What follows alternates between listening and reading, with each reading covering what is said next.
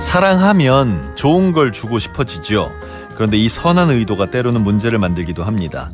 상대방이 원하는 것이 아니라 내가 좋아하는 것을 주려고 하기 때문이죠. 내 마음을 상대의 언어와 속도로 전하려면 어떻게 해야 할까요? 적정한 공감의 저자 이민호 작가님 나오셨습니다. 어서 오십시오. 안녕하세요. 반갑습니다. 네, 반갑습니다. 네. 이민호 작가, 이민호 코치, 이민호 선생님이 수많은 호칭 중에 뭐라고 불러드릴까요? 저는 항상 라온이 다운이 아빠가 좋더라고요. 라온이 다운이 아빠. 네. 좋습니다. 이것도 좋아요. 네. 자, 살다 온 이력을 보니까 참 엄청난 분입니다. 호기심도 많고 그리고 결단력, 실행력이 많으시고요. 연극 극단의 단원이기도 했고 모델이기도 했고 인디밴드의 보컬도 하셨고 지금은 영어 강사의 스피치 코치로 활약 중이십니다. 이민호라는 사람을 우리 청취자 여러분께 소개를 해주시겠습니까? 이게 사실 호기심 많고 결단력 강하다고 좋게 봐주셨는데 네. 저는 산만하고 충동성 강한 사람들 중에 희망이 되고 싶다라는 마음으로 살고 있습니다. 그렇게 표현할 수도 있군요. 네. 네. 어떤 사람입니까? 저는 지금 다양한 사람들과 이제 소통에 대해서 얘기를 나누고 있고요. 그 소통, 사람 인자 이렇게 그려보면은 이게 서로 기대고 있잖아요. 근데 안 기대고 살 수도 없고 너무 기대면 또 피곤하고 하잖아요. 그래서 그러한 소통에 대해서 어떻게 잘 풀어갈 수 있을까 고민하는 마음으로 글을 쓰고 강의를 하고 있습니다. 네. 사실 저 개인적으로 아주 가까운 사이고요. 제가 그 클랩비유라는 업체에 저의 스피치 강의를 올려놓고 있는데 그 강의를 처음 올리던 무렵에 그 플랫폼에서 1등하던 강사가 이민호 코치였어요. 아주 그 시대가 바뀌면서 네. 온라인 강의가 그때 코로나 때문에 터지고 있어요. 네. 그때 운이 좋게 많은 분들을 만날 수 있었습니다. 네. 근데 그때 영어 강사더라고요. 맞습니다. 근데 보니까 미국에서 살다 온 사람도 아니고 뭐 영문학과를 나온 것도 아닌 거예요. 사실 영문학과를 나왔습니다. 영문학과는 맞나요? 네, 그랬군요. 맞습니다. 그래서 저는 그게 굉장히 신기했었어요. 네. 이 사람은 어떤 경력으로 이렇게 영어를 가르치고 있을까? 보통 우리들처럼 영어 공부를 시작하셨더라고요. 맞습니다. 저도 23살 때까지 사실 국내선 비행기도 못 탔었어요. 그래서 네. 처음으로 우연히 캐나다 친구가 생겨서 캐나다에 가게 되었는데 네. 2달 동안 너무 답답한 거예요. 제가 원래 말이 많은 사람인데 말을 할 수가 없으니까 외국인들만 있으니까. 네. 그래서 그때부터 이 답답함을 좀 해결해야 되겠다 싶어서 영어 공부를 하게 되었는데 어쩌다 보니 이렇게 영어 강사까지 이어지게 되었습니다. 그러니까요. 그리고 여행 다녀오시고 워킹 홀리데이 가시고 그 영어를 공부하다가 강사까지 되는 건 진짜 많이 레벨이 올라간 거잖아요. 그렇죠. 어떻게 해야 되나요? 이게 사실 저 같은 경우는 그때 딱 가서 너무 답답함을 느꼈었는데 네네네. 결국 이 답답함이 답을 2개 준다. 라는 생각을 진짜 하게 됐어요. 답답함에 담이 2개 있잖아요. 네. 그래서 많은 분들이 이게 공부를 해서 나가봐야지, 공부를 해서 외국인들과 화상 영어 해봐야지, 전화 영어 해봐야지라고 하는데 사실은 바로 좀 부딪혀보면서 그 답답함을 무기로 삼아서 이제 풀어가야 되는 방식으로 좀 하면 좋을 것 같습니다. 일단 답답함을 느껴라. 그렇죠. 그리고 우리가 엄마 준비를 다 해서 엄마가 되는 게 아니잖아요. 엄마가 되고 나서부터 하나씩 수습을 하면서 엄마가 되는 것처럼 이제 너무 준비를 완벽하게 하려는 마음을 조금 버리고 부딪혀보는 게 좋을 것 같습니다. 그걸 또 비유로 하시니까 또 이해가 됩니다. 근데 그 직업이 그렇다면 20세 무렵에 뭐 모델도 하시고 연극 배우도 하시고 밴드의 보컬도 하시고 영어엔 답답함을 느끼시고 거기서 직업으로 영어 강사를 선택한 이유가 있다면요? 사실 저는 인디밴드에서 노래를 부르고 있었거든요. 그것 또한 이제 산만하고 충동적인 성격 때문에 무대에 한번 올라보고 싶다라는 마음으로 동네 제가 창원 출신인데 마산 창원 인디밴드 구인 구직 사이트에 밴드 하실 분 이렇게 올린 거예요. 진짜로요? 네, 연락 오신 고등학생 2명과 같이 일단 밴드를 시작을 했어요. 셋이서? 네. 그래서 이제 1명 더 모아서 4명이서 시작을 했는데 그렇게 시작한 인디밴드를 3년 정도 했습니다. 와. 근데 그 당시에 너무 노래를 잘 부르고 진짜 작사 작곡 본인이 다 하고 대단한 가수가 있었는데 3년 동안 봐도 저희끼리만 알지 대중적으로 유명해지지는 않더라고요. 그래서 저렇게 잘하는 사람도 안 되는데 나도 힘들겠다라는 생각을 했었어요. 근데 나중에 알고 봤더니 그분이 10cm의 권정열이었습니다. 진짜요? 그분은 결국 유명해졌군요. 그죠. 그래서 저분은 능력도 있지만 끝까지 저렇게 잘 해냈구나라는 생각을 했고요. 제 삶에서는 제가 3년 동안 하면서 느꼈던 게 삶에 곱하기가 있다는 걸 좀 느꼈습니다. 제가 어떤 경험을 하더라도 곱하기 1인 일이 있고 어떤 경험을 했을 때 자기 적성에 맞으면 곱하기가 2나 3이 붙는 일이 있더라고요. 맞아요. 저는 노래를 하면서 저희 어머니도 그러셨거든요. 저를 이렇게 민호야 내가 니를 이래 사랑하는데 니 노래 감동이 안 되는데 다른 사람들은 어떡하노 이러시더라고요. 그래서 이 재능이 아닌 부분에 있어서 열심히 하면 곱하기 1. 네. 하지만 진짜 나중에 알게 됐어요. 노래할 때 사람들이 노래 잘한다는 얘기는 안 하는데 멘트가 좋다. 뭐 희망이 된다. 노래 사이에. 네, 중간중간 하는 말에 아주 재밌다. 뭐 이런 얘기를 해주셔가지고 네. 이게 내 재능인가 싶어서 말하기로 가야 되겠다라고 그러니까요. 생각했더니 역시나 곱하기가 2나 3으로 바뀌면서 같은 시간에 좀 더 많이 얻은 것 같습니다. 그래서 지금 이제 말하기의 중요성을 전하고 계시고 또 스피치 강의도 많이 하고 계시는데 이 논리적이면서 따뜻하다 이 두 가지가 어쩔 때는 좀 부딪히는 개념이기도 하잖아요. 맞아요. 근데 참 두 가지를 잘 지키면서 말씀하시는 분이어서 이렇게 말하기가 중요하다라는 거에 처음으로 관심을 갖게 된 계기가 있었습니까? 제가 예전에 그 말하기에 두 종류가 있다고 하더라고요. 따뜻한 말하기가 있고 똑똑한 말하기가 있다. 있죠. 그리고 이제 그 뒤로는 떳떳한 말하기가 있다는 거예요. 예. 근데 처음에 저는 말을 잘하고 싶어서 똑똑하게 말해야 되겠다라고 생각을 했습니다. 근데 나중에 누가 그런 얘기를 해주더라고요. 사람들은 좋은 말을 듣는 게 아니라 좋은 사람의 말을 듣는다고. 우리도 그 선생님이 좋으면은 그 선생님 좋아서 그 과목이 좋아지기도 하고. 맞아요. 싫어하는 사람이 바른 말하면 그만큼 듣기 싫은 게 더 밉죠. 그렇죠. 네. 그래서 이게 똑똑하게 말하는 것도 중요하지만 그 사람과의 신뢰를 만들어내고 그 사람과 좋은 관계를 만들어내는 따뜻한 말하기가 우선되지 않으면 말은 모래알처럼 좀 흩어질 수 있겠다 생각하게 됐습니다. 그렇군요. 말하기를 그래서 공부를 하고 나니까 변화가 좀 있던가요? 그러니까 제가 이게 되게 궁금한 게 저도 이제 말하기 강의를 많이 하다 보니까 네. 그 열심히 했는데 돌아오는 피드백이 그래 봐야 뭐 맞아요. 말하기는 잘하는 놈이 잘하더라 뭐 이런 답이 나오면 네. 조금 힘 빠질 때가 있거든요. 그죠. 저가 처음 겪었던 느낌이 이런 거였어요. 그러니까 네. 불편해졌어요. 네. 말하기를 아무 생각 없이 할 때는 하나도 안 불편했는데 오히려 기준이 생기고 나니까 내가 지금 이거를 지금 잘 말 못했구나. 집에 와서 아까 내가 왜 생각한 대로 말 못했지? 불편해지는 감정을 느꼈습니다. 근데 이 모든 게 그렇더라고요. 운동을 할 때도 몸이 좀 불편해야 건강해지고 운전을 할 때도 처음에 그 긴장감과 힘듦을 이겨내서 도로에서 겪어야지만 운전이 편해져서 어디든 갈 수 있게 되더라고요. 그래서 처음은 불편하지만 결국 편한 곳으로 가는 것이 모든 발전의 습성이라고 생각을 하고요. 그래서 이게 말하기를 처음에 딱 배우면 바로 편해진다? 저는 그렇게 생각하지 않습니다. 배우면 바로 편해지는 게 아니라 배우면 오히려 불편해진다. 네, 처음에는 불편하겠지만 이게 편한 길로 가는 만들어주는 길이 있다고 생각하죠. 그리고 불편해짐에 익숙해지고 극복하고 나면 그때 편해진다. 그렇죠. 운전이 불편했지만 결국에는 우리는 그 운전대를 잡고 어디든 갈 수 있게 되니까요. 좋습니다. 그 누군가는 실패라고 말할 수도 있는 이런 경험들을 싹 모아서 또 그 경험에서 발전을 계속 이루어내셔서 계속해서 다음 길을 개척해 오신 분인데 얼마 전에 낸 책은 제목이 적정한 공감이에요. 이건 어떤 책입니까? 네, 그 사람 사이에 너무 가까우면은 또 뜨겁고 너무 멀어지면 차갑잖아요. 우리 태양계에서도 지구가 골디락스 존이라는 곳에 있어서 태양 너무 가까이 가면 뜨겁고 멀리 있으면 차갑고 이렇게 돼서 딱 적정한 위치에 있을 때 우리가 지구상에서 살 수 있는 것처럼 사람 사이에도 윤활유라고 불리는 게 공감인데 너무 또 많이 하려다 보면 사람들한테 지치게 되고 또 너무 적게 하려다 보면은 외롭게 되더라고요. 그 적정한 양에 대해서 고민을 하는 것이 살아가는 과정이라고 생각을 해서 제가 겪었던 실패들과 너무 뜨거웠던 경험들, 제가 너무 차가웠던 경험들 이런 것들을 한번 적어봤습니다. 자, 이민우 작가님의 책 적정한 공감을 선물로 준비했습니다.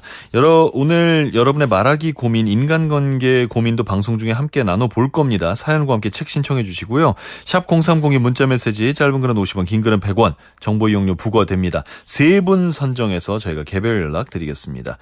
참 이 제목을 봤을 때 한방 맞은 느낌이 들었어요. 그러니까 적절한 공감 이라고 생각이 더 되는데 적절한 공감이 아니라 적정한 공감. 적절한 공감보다 적정한 공감이 더 필요하다, 중요하다라는 것처럼 느껴졌거든요. 네. 적정한 공감은 어떤 의미인가요? 네. 그 되게 재미난 얘기를 봤었는데 지식과 지혜의 차이는 뭘까? 뭐 이런 얘기를 누가 했었어요. 네. 지식은 하버드에 가는 게 지식이래요. 똑똑하니 네. 하버드에 갈 수 있는데 지혜는 하버드에 내가 다닌다는 사실을 언제 얘기하는가 이런 게 지혜라는 거예요. 얘기를 해야 될 일인가 말아야 될 일인가 지금 얘기해야 될 일인가 나중에 얘기해야 될 일인가. 아, 제가 어제 네. 그 스레드 SNS에 네. 그 무슨 글을 올렸는데 거기 그러니까 댓글에 하지 말아야 될 말 뭐 이런 얘기가 있었는데 네. 어떤 분이 그 말을 올렸더라고요. 만나자마자 아, 우리 아들 어디 대학 다녀라고 말하는 사람을 만나면 뭐라고 말해야 될지 모르겠다고. 그렇죠. 그분은 이제 아드님이 지식은 있었지만 네.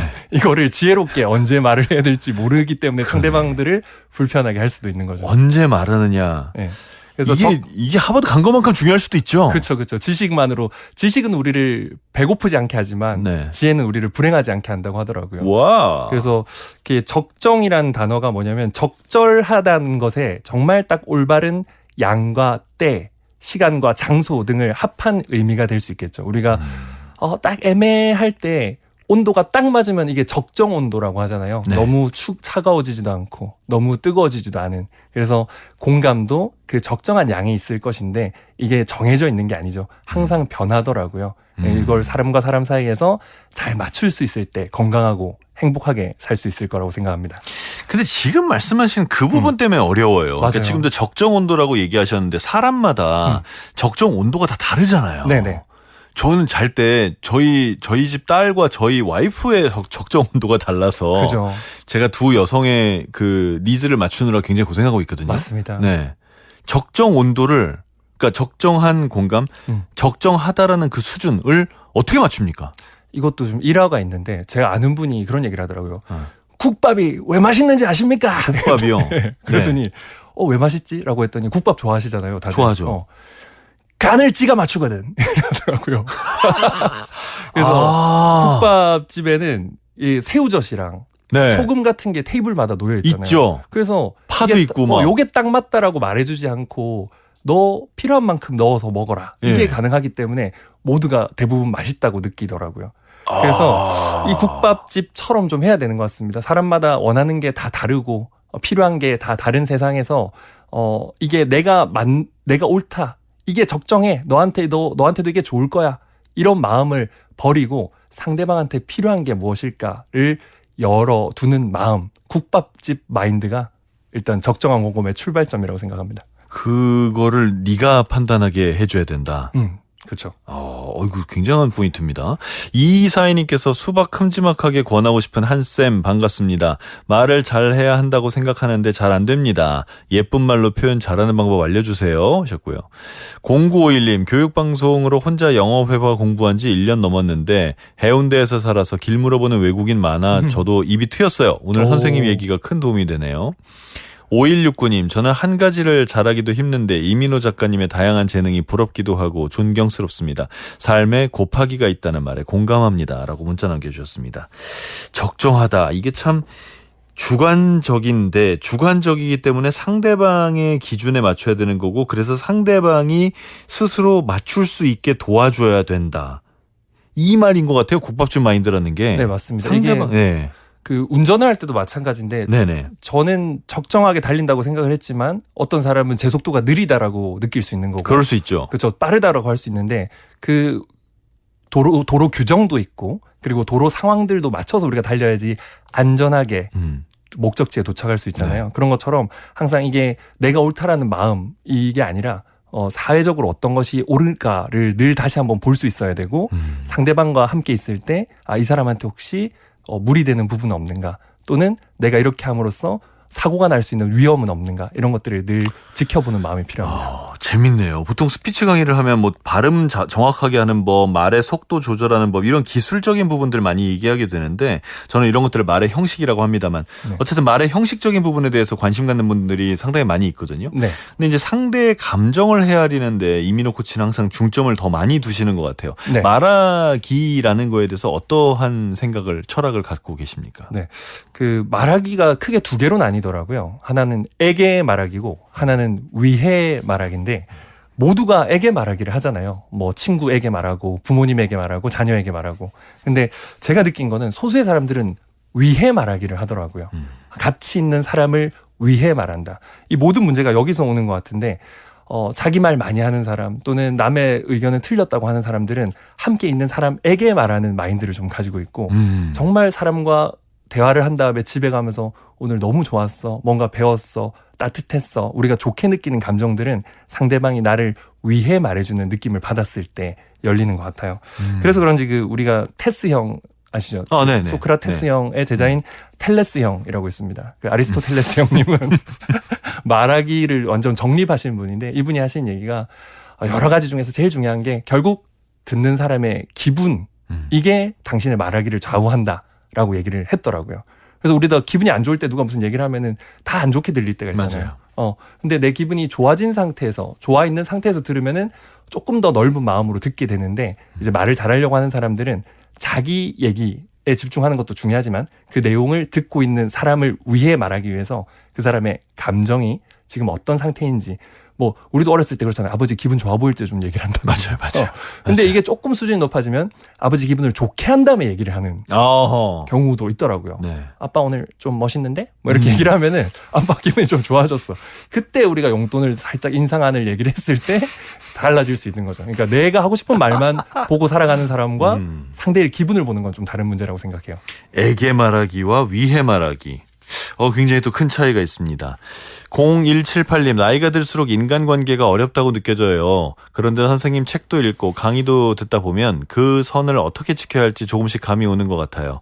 나의 마음을 살필 수 있게 해주셔서 감사합니다. 8169님, 저는 대화 도중에 딴 생각을 할 때가 많아요. 그래서 대화 주제를 놓쳐서 친구들한테 핀잔을 들을 때가 많습니다. 고치려 해도 잘 안 됩니다. 공감력과 소통 능력이 떨어지는 게 타고난 성격일까요? 타고난 성격입니까? 네, 아무래도 저는 그게 고치려고 많은 시도를 해보고 이렇게 문자 사연까지 주셨을 거라고 생각을 하는데요. 아마 본인의 다른 매력이 있을 거라고 생각합니다.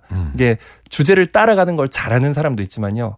때로는 자기가 좀 특별한 상상을 하는 재능이 있는 사람도 있는 것 같아요. 그래서 저희는 ADHD라고 부르고 막 이렇게 안 좋게 생각하는 어떤 지점들도, 사실 제가 예전에 다큐를 봤는데 이런 게 나오더라고요.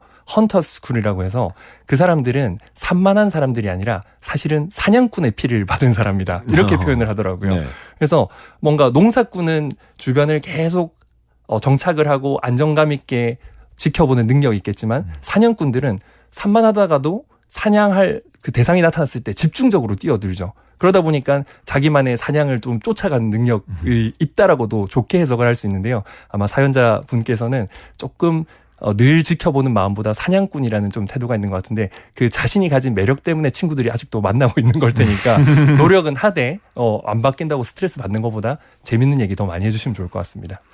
친구들의 말이 재미가 없으면 이렇게 좀 집중이 안 될 수도 있는데, 글쎄요, 재미를 좀 찾아보시면 어떨까 싶은 생각도 좀 듭니다. 자, 이민우 작가님의 책 적정한 공감, 저희가 청취자 선물로 마련했습니다. 오늘은 여러분의 말하기 고민, 인간관계의 고민도 방송 중에 함께 나눌 겁니다. 여러분 문자 보내주시면 그거에 대한 얘기를 계속 해보려고 합니다. 사연과 함께 책 신청해 주시고요. 짧은 글은 50원, 긴 글은 100원입니다. 샵 0302 문자 메시지 열려 있습니다. 잠시 음악 듣고 계속 얘기 이어가겠습니다. 김나니의 노래입니다. 그 어느 날. 그 어느 날, 김나니의 음성으로 감상하셨습니다. 0837님, 사람 사이의 적정한 관계가 어느 정도인지 나이가 들수록 더욱 힘드네요. 최근에도 잘 안다고 생각한 지인한테서 새로운 모습을 보니 그 거리가 멀어지게 되더라고요. 7807님, 아끼는 사람에게 칭찬을 하는 것보다 진정 그분을 위한 껄끄러운 말을 하는 것이 훨씬 힘든 일이었어요. 50의 나이에 이것을 깨달았네요. 느티나무님, 민호쌤 통해 국악방송 처음 접하는데 오전에 듣기 너무 좋네요. 그래요, 자주 오세요. 수정님, 저는 가까운 관계일수록 관계가 더 어려운 것 같아요. 가까운 사람일수록 쉽게 행동해서 상처를 더 잘 주게 되네요. 친한 사람에게 상처 주지 않으려면 어떤 노력을 해볼 수 있을까요? 네. 이 문자 잠깐만 남겨놔 주세요. 일단 이 문자 보내주신 얘기들부터 하나씩 좀 해볼까요? 우리 수정님 얘기가 가까운 관계일수록 관계가 더 어렵다. 가까운 사람에게는 좀 쉽게 행동해서 상처를 더 잘 주더라. 근데 사실 저는 모든 사람이 이렇다고 생각합니다. 근데 이분은 자기가 잘 준다는 걸 그래도 깨달은 사람이에요. 그죠? 네. 이 어떻게 조언을 좀 주시겠습니까? 네.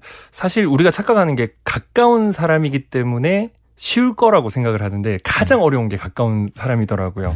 그러니까 가장 가까운 사람이니까 나를 잘 이해해 주겠지. 가장 가까운 사람이니까 내 마음 잘 알겠지라고 생각을 하게 되더라고요.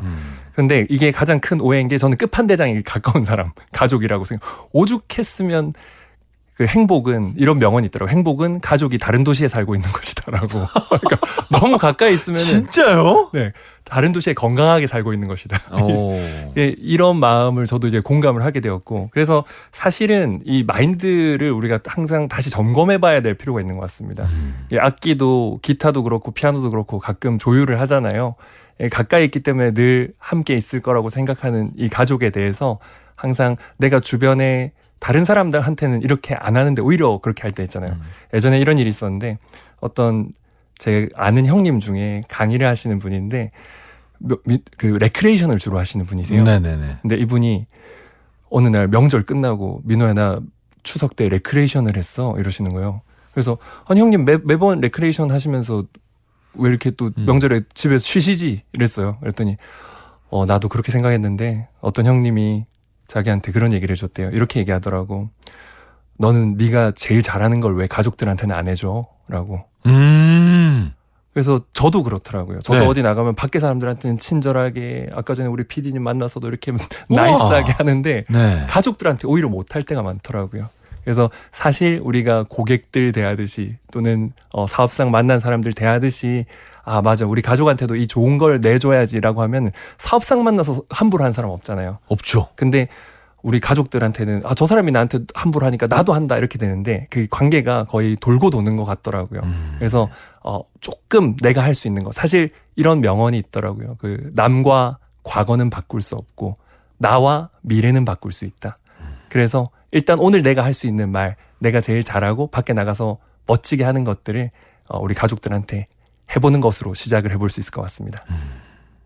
수정님께 좀 도움이 됐으면 좋겠습니다. 흔히 가족에게 제일 많이 하는 말 중에 당신은 왜 가족에게는 사랑해 고마워 이런 말 안 하십니까? 그럼 그걸 꼭 말로 해야 그냥 아는 거지 뭐 이런 말들 하잖아요. 네. 근데 그러지 말고 그죠. 말을 해야 된다. 제가 어제 제주도를 갔다 왔어요. 네네네. 근데 그 목장 이렇게 막 풀 주고 토끼 풀 주고 이러는데 옆에서 목장 체험. 네, 목장 네. 체험에서 네. 어떤 어머니가 한 5살로 보이는 아이한테 이렇게 얘기하고 있더라고요. 이게 훈육을 하고 있었는데 이 말이 우리에게 모두 필요한 것 같습니다.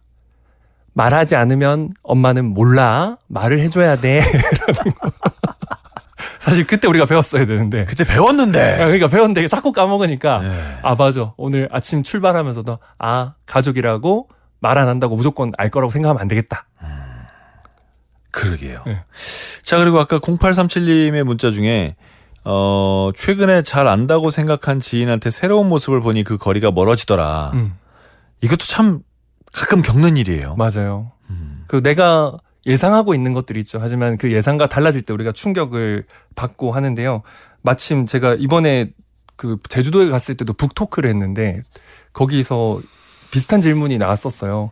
가까운 사람인데 계속 그 사람의 어떤 모습을 볼 때마다 자기가 충격받고 힘들다라고 똑같은 얘기를 들었었는데 이제 그때 나눴던 얘기가 이런 거였어요. 우리가 만약에 누구랑 한석준 아나운서님하고 저랑 있는데 제가 입냄새가 나요. 네. 딱 느꼈을 때 네. 우리 할 수 있는 선택이 있잖아요. 일단은 입냄새 나지만 이제 코를 막는 방법이 있고 두 번째는 이제 고개를 돌려서 좀 다른 데 공기 좋은 데로 약간 이동하는 방법이 있고 근데 세 번째 방법이 그거라고 하더라고요. 나는 혹시 나고 있지 않은가 하고 자기를 바라보는 거. 네. 그래서 사실 뭐 남을 지적을 할 수도 있고 또는 그냥 그 사람 안 만나는 방법도 있지만 사람이 건강하게 살아가려면은 혹시 나는 이런 상황이 아닌가 하고 자기를 볼 때 조금 또 다른 상황이 펼쳐진다고 하더라고요. 이럴 때 나를 돌아봐라. 네. 그래서 그분의 어떤 상황을 보면서 내 마음이 힘들다면은 이제 그 사람을 계속 불평불만하고 있을 수 있지만 그러면 괴롭잖아요. 뜨거운 거 붙잡고 계속 뜨거워 할 수도 있지만 그렇다고 또 멀어질 수 없는 사이라면은 자기를 한번 되돌아보면서 나의 어떤 점이 나의 어떤 마음이 저걸 불편하게 생각하지 하고 이제 조금씩 생각을 해보면서 마음을 좀 돌려볼 수도 있는 것 같습니다. 그리고 그러다 보면 그 사람에게 해줄 수 있는 이제 적정한 말들이 떠오를 수 있겠죠. 우리가 화가 난 상태에서 하는 말들은 그 다음날 후회하게 되잖아요. 네. 근데 우리는 관계 속에서 그 사람한테 지혜롭게 할 수 있는 말들을 우리 마음속에 다 알고 있을 텐데 너무 흥분해 있을 때, 너무 슬플 때, 너무 우울할 때, 화가 났을 때 던지는 말들이 우리에게 다시 되돌아오는 것 같습니다. 그래서 조금 나의 마음을 차분히 살피고 그 사람에게 해줄 말을 고르고 골라서 해주면 후회는 좀 덜 할 수 있을 거라고 생각해요. 이 청취자 여러분들의 사연에 대한 얘기가 너무 좋습니다. 3937님께서 성격이 너무나 다른 가족과의 관계가 힘들어요. 자신의 생각과 다르면 공격으로 받아들여서 대화 시도조차 힘들어요. 그래도 20여 년 가까이 계속 맞춰주니 전보다 나아지긴 하지만 여전히 소통이 아닌 일방통행 힘드네요. 이럴 때는 어떻게 하면 좋을까요? 근데 이게 저는 참 슬픈 일이라고 생각하는 건 이분보다는 그 가족분이 지금 이 얘기를 들어야 되는데요. 맞아요. 이런 사람들은 또 이런 얘기를 안 들어요. 맞아요. 들어야 될 사람은 안 듣고. 맞아요. 그 사람들한테 상처받은 사람들만 이제 우리 얘기를 듣고 있죠. 맞아요. 네. 그 열쇠들도 다 다르잖아요. 어떤 열쇠는 탁 누르기만 해도 열리는 열쇠가 있는데 네. 뭐 비밀번호가 막 8개 되는 열쇠도 있잖아요. 네. 소중한 걸 보관하고 이런 것들. 아마 그 사람들 마음 속에는 좀 열쇠 비밀번호가 많이 있는 것 같습니다. 근데 20년 동안 함께 이렇게 지켜주시면서 오랫동안 노력하신 거 보니까 쉽지 않지만 오랫동안 그 열쇠들을 열려고 노력하신 분인 것 같아요. 그래서 이제 모든 사람이 똑같이 내 말에 반응하는 건 아니다 보니 그 열쇠가 하나씩 더 이렇게 비밀번호가 더 걸릴 수도 있는데 그런 상황은 어떤 것인지 좀 그 사람한테 물어볼 때도 필요한 것 같습니다. 최근에 그러니까 나한테 막 너무 화를 내고 이런 사람이 있을 텐데 들어보지도 않고 그럴 때 그냥 당하고만 있어서도 안 되고요. 근데 그 사람한테 그렇게까지 주장하시는데 무슨 일이 있었을 것 같은데 사연이 있었을 것 같은데 어떤 일이 있었었나라고 그 마음속에 말하지 못하고 있는 것들을 조금 물어보면은 그 비밀번호를 열 수 있는 힌트들이 조금 나오는 것 같아요. 참 그걸 하나 더 맞춰보는 게 굉장히 우리 3937님 같은 경우에는 굉장히 힘든 상황일 것 같긴 합니다만 네. 아예 피할 게 아니라면 그래도 한 번 더 맞춰보는 것밖에 방법이 없어 보여서 조금 마음이 아픕니다. 0903님, 저는 교실에서 아이들과 적절한 공감을 하는 게 어려워요. 그래서 언제까지 교실에 있어야 할지 고민이 되는 요즘입니다. 요거는 조금 더 자세한 얘기를 해주셔야지 저희가 상황을 알 것 같습니다. 지금 너무 뭐랄까 개괄적으로만 적어주셔서 어떤 상황인지 정확히 잘 모르겠습니다. 아마 선생님인데 아이들과 남아서 더 그 시간을 보내는 것이 어느 정도가 맞는지 헷갈리시는 분이라면은 약간 원칙 같은 걸 한번 정해보셨으면 좋을 것 같아요. 원칙을 정해라. 네, 우리도 학교 다니면서 쉬는 시간도 10분, 뭐 학교 수업 시간은 50분 이렇게 정해져 있잖아요. 근데 이게 간만 따라가다 보면은 뭐 너무 길어질 때도 있고 또 너무 짧을 때 있는데 학교를 다니면서도 우리 대학 다니면서도 교수님을 만날 수 있는 시간 이런 게 좀 정해져 있었잖아요. 그래서 그냥 감을 따라가지 않고 일단은 선생님과 얘기할 수 있는 시간 뭐 예를 들어서 10분 정해놨는데 학생들이 더 원하면은 그 원칙을 12분으로 바꿀 수도 있는 거고 좀 길다 느껴지면 8분으로 할 수 있는 건데 그 기본적으로 하나의 그 앵커라고 하죠. 딱 정해놓고 시작을 해보시는 것도 좋을 것 같습니다. 지금 송인철님께서 민호 작가님 말씀처럼 등잔 밑이 어둡다고 내 가족들에게 잘해줘야겠다는 말씀 새겨 듣습니다 하셨고요. 또 수정님 아까 사연 남겨주신 분인데 남에게 하는 것처럼 오늘 제가 할 수 있는 걸 가장 가까운 가족들에게 해볼게요. 고맙고 애정하는 걸 적정하게 표현하도록 해보겠습니다 라고 하셨습니다. 자, 이렇게 사연 좋습니다. 여러분 뭐 고민 있으면 계속 보내주세요. 중간중간에 계속해서 살펴보도록 하겠습니다. 방금도 제주에서 북콘서트 하셨다는 말씀하셨는데 이게 이제 신간 적정한 공감 관련된 북콘서트였던 거죠? 네, 저는 불러주면 다 갑니다. 아, 그래요? 네. 보니까 저희 SNS에도 적어놓으셨던데 전국의 작은 서점들 엄청 많이 다니셨더라고요. 아, 네. 지금 예전에 다른 책이었던 이제 마른 운명의 조각칼이다 나왔을 때도 그렇고 네. 이게 책을 내는 거는 사실 신호를 보내는 거라고 생각을 해요. 네. 그래서 우리의 목적은 사람과 사람이 만나서 서로를 배워가고 함께 건강하게 사는 거라고 생각하는데 이 신호에 반응을 주시는 분들이 있더라고요. 상황상 모든 걸 다 못할 때는 있겠지만 저는 결국에는 책을 내는 게 목적이 아니고 책을 내서 사람들과 만나서 이야기 나누는 게 목적이기 때문에 다가가고 있습니다. 최대한 가시는군요. 네. 알겠습니다. 이번 북콘서트에서 뭐 기억에 남는 후기나 질문이나 이런 거 있습니까? 네. 말하기 그 얘기를 많이 하세요. 긴장을 많이 해서 제가 스피치 코치다 보니까 네. 긴장을 뚫고 어떻게 얘기를 할 수 있어야 되나라고 얘기를 하는데 되게 현실적인 해결책은 저는 무작정 경험해라, 무작정 도전해라고 얘기를 못 하겠더라고요.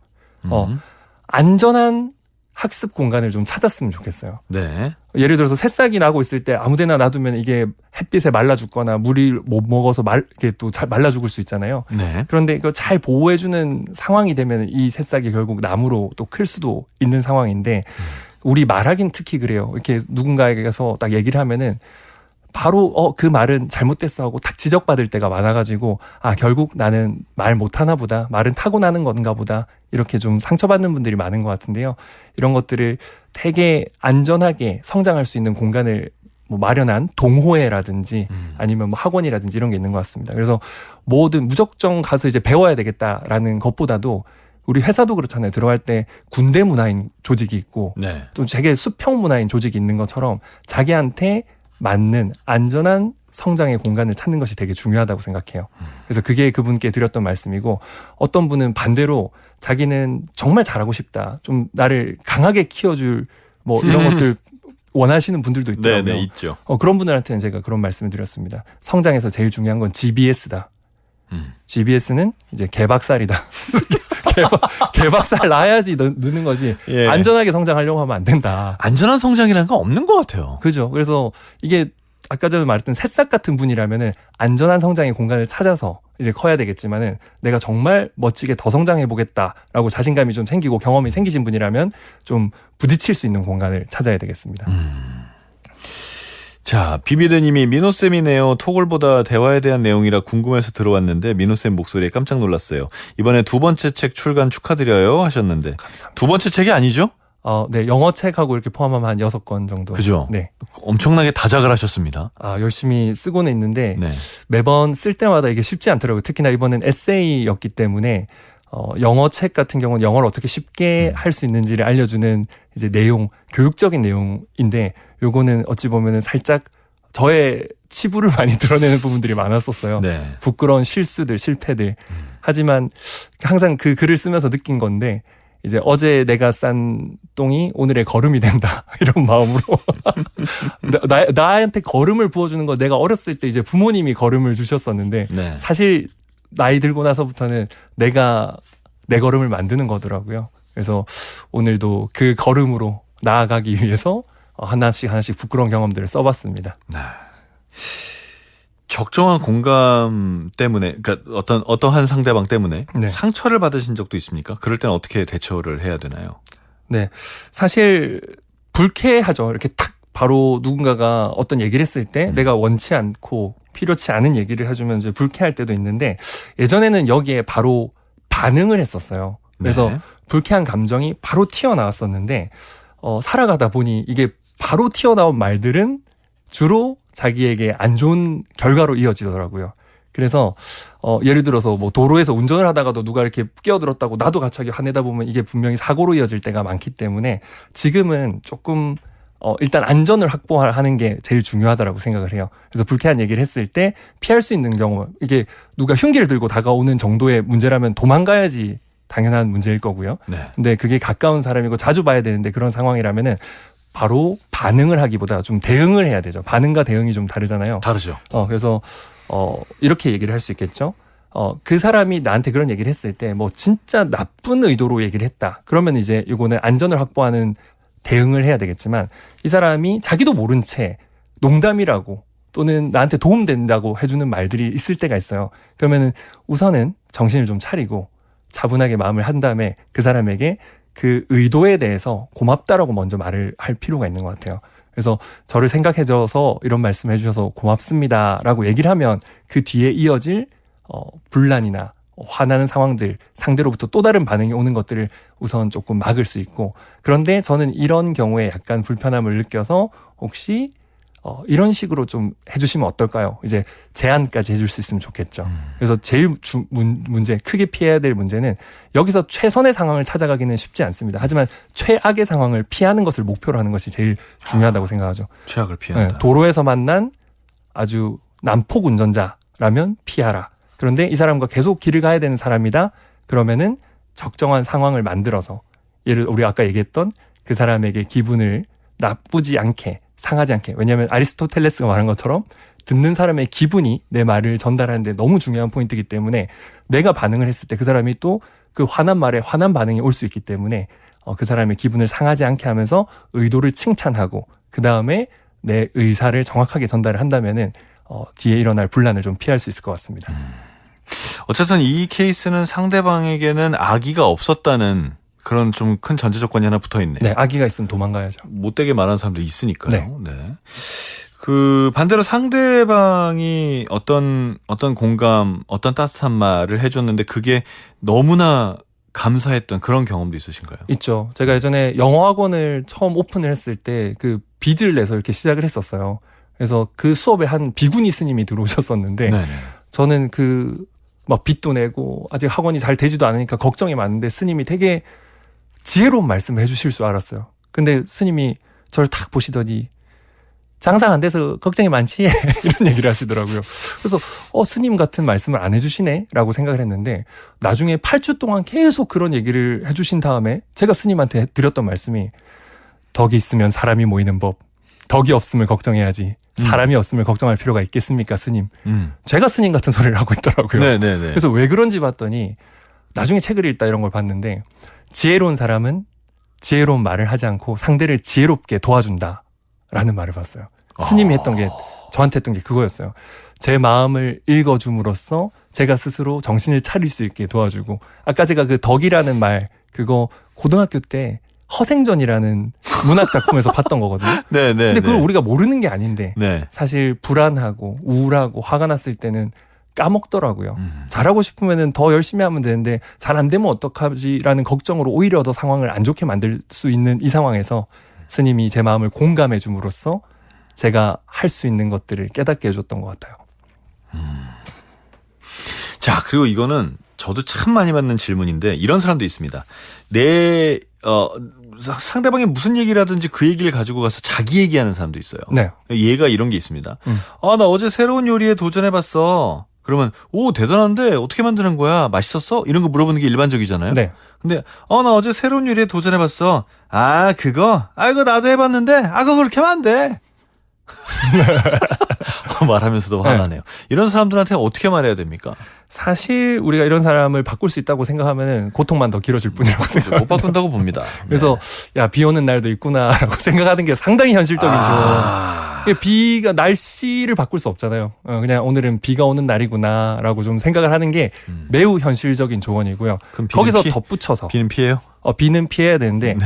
기왕 비가 오는 날이면은 또 비를 좀 즐길 수 있지 않습니까? 그 방법 중에 하나가 뭐냐면은 어차피 이 사람은 말을 많이 할 건데 조금 진짜 궁금한 것들 이 사람이 말해주면은 그 사람의 영업 비밀 같은 거를 좀 물어볼 필요가 있는 것 같아요. 그래서 저도 상당히 말 많은 사람 만났을 때는 듣고 있다가 정말 이 사람한테 듣고 싶은 내용, 이 사람이 하고 싶은 말도 있겠지만 좀 대답하기 어려운 것들 있잖아요. 그런 것들 어디 가서 얘기 안 해줄 법한 얘기들을 물어서 오히려 그런 것들을 들음으로써 팁으로 가져갈 때도 있습니다. 진짜요? 네. 그것도 굉장히 궁금합니다. 자, 이 책에 지금 굉장히 중요한 전반부에 대한 얘기를 했습니다. 이게 1부의 소제목이 너와 나 사이의 공감이고 2부의 제목이 나와 나 사이의 공감인데 이 나를 공감해 주는 게 왜 중요합니까? 사실은 저는 이 책을 쓸 때 나와의 공감을 첫 번째에 두고 상대와의 공감을 두 번째에 뒀어요. 왜냐면은 우리가 비행기에 타도 안전수칙에 그런 게 있더라고요. 그러니까 산소호흡기를 부모가 먼저 써야 된다고. 맞아요. 비상 상황 시. 네. 왜냐면 내가 지금 산소 공급이 안 된 상태에서 누구를 도울 수 없는 거잖아요. 그래서 공감도 마찬가지로 사실 내가 나와의 관계, 나의 마음을 보는 게 건강해야지 다른 사람한테도 잘해줄 수 있는데 이게 다른 사람만 신경 쓰다가 병드는 사람들 많더라고요. 제 주변에 정신적으로 힘든 사람들 보면은 남을 너무 배려해서 오히려 자기 얘기 남을 들어주다가 감정의 쓰레기통이 된다거나 이런 경우들 때문에 고통받는 경우도 꽤 있더라고요. 그래서 첫 번째로 저는 나와의 공감이 중요하다고 생각을 했습니다. 근데 이제 출판사에서 일단 남과의 공감이 우리가 사회에서 너무 많은 어려움을 주기 때문에 이런 거에 대한 팁을 먼저 준 다음에 조금 더 깊이 들어와서 나와의 공감으로 입으로 이어지면 어떻겠냐라고 얘기를 해서 순서는 그렇게 되어 있는데 필요에 따라서 원하시는 부분 먼저 읽으셔도 좋을 것 같습니다. 2부를 먼저 읽어도 상관없다. 네네. 네. 자, 이렇게 오늘 적정한 공감의 저자 이민호 작가님과 1시간 동안 이야기를 쭉 해봤습니다. 앞으로의 계획이 궁금합니다. 앞으로 어떤 일을 하실 건가요? 저랑은 계속 좀 자주 놀아주시고요. 네.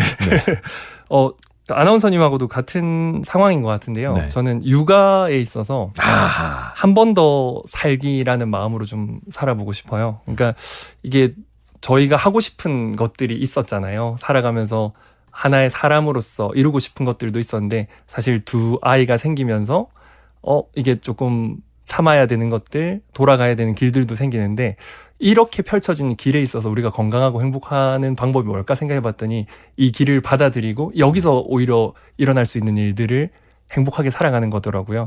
근데 그 중에 하나가 뭔지 봤더니 아이들이 책 읽어달라고 할 때 읽어주는 척 할 수도 있지만은 사실 읽다 보니까 되게 놀라운 것들이 많이 있더라고요. 맞아요.